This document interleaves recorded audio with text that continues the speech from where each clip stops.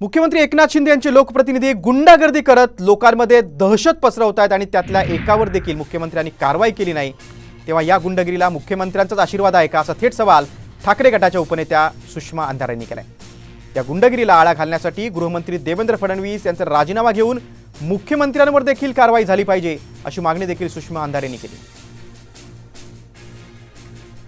कितीतरी नावं आहेत की ज्या लोकांनी सातत्याने गुंडागर्दी करत लोकांमध्ये दहशतीचं वातावरण तयार केलं, पण यातल्या एकाही माणसाला अडवण्याचे धारिष्ट्य सन्माननीय मुख्यमंत्री महोदयांनी दाखवले नाही। याचा अर्थ मुख्यमंत्री महोदयांच्या आशीर्वादानेच ही गुंडागर्दी चालू आहे का?